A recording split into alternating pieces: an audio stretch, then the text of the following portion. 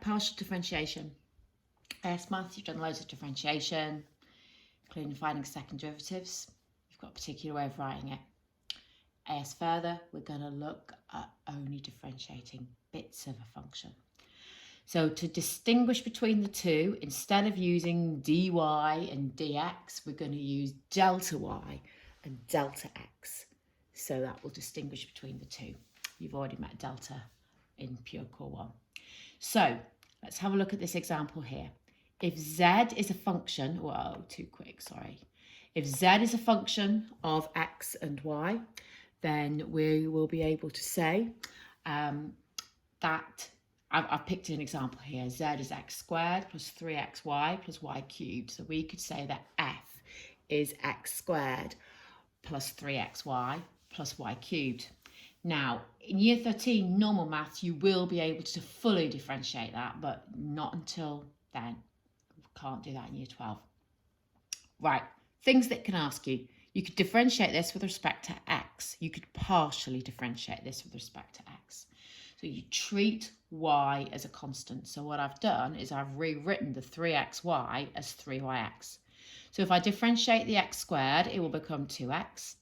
If I differentiate 3y times x with respect to x, it becomes 3y.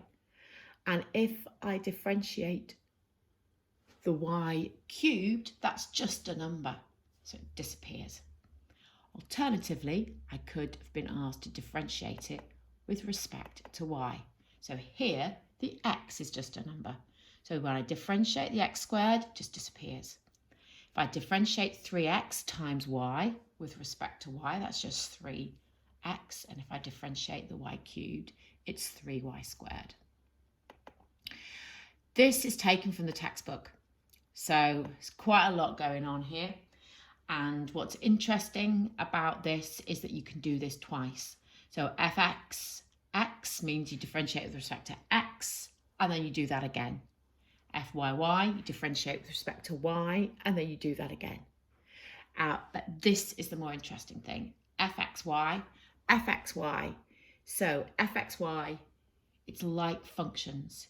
You differentiate with respect to y first, and then you differentiate that with respect to x. Fyx, you differentiate with respect to x first, and then you differentiate with respect to y, that. And when I say it's like functions, I mean it's like you're working from the right to the left. It then talks about this mixed derivative theorem for most well-behaved continuous functions. And that means, obviously, a well-behaved continuous function is a function that doesn't have a gap in it, like y equals 1 over x or y equals tan x. They are not continuous functions. They're not well-behaved. And what it basically says is for functions that are well-behaved continuous, fxy is the same as fyx, and you'll be asked to show that. Right, again, terminology about basically how z and f are interchangeable. So if you can just have a quick look at that, it should be reasonably self-explanatory. Right. Let's differentiate. First of all, with respect to x. So when you differentiate x squared with respect to x, it's 2x. Y to the 4, that's just a number, so it disappears. And here, this is minus 6y cubed times x cubed. You differentiate the x cubed, so the 3 comes down, multiplies with the negative 6, y cubed, and then you take 1 off the power. Now differentiate it with respect to y. So the x squared disappears. Y to the 4 becomes 4y cubed.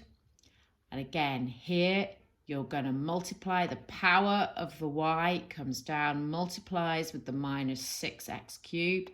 So you'll get minus 18x cubed y squared. F double x. So you now go back to this term and you differentiate this with respect to x. So the 2x becomes 2. And the 2 of this x squared comes down and makes minus 36 y cubed x. Here, fyy, you now go back to here and differentiate that with respect to y. So that's going to be 12y squared.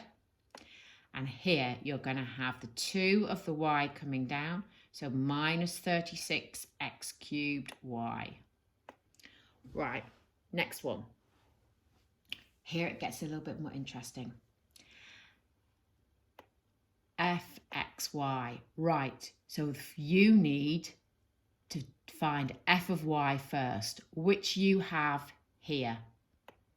Okay? You're now going to differentiate this f of y with respect to x. So now, having done that, y is now the constant because you're differentiating this with respect to x. So this will disappear and it's the power of 3 from the x that will come down and multiply by the minus 18 y squared. Okay, so you the power of 3 comes down, becomes a power of 2, and you multiply by the minus 18 y squared. Right, next bit, fy of x. Now this means you now go first of all, whoa, it was big. You go to your f of x and you're now going to differentiate that with respect to y. So of course this is just a constant. So when you differentiate with respect to y, this 3 will come down and multiply by the minus 18, making it a y squared. So again, you've ended up with that.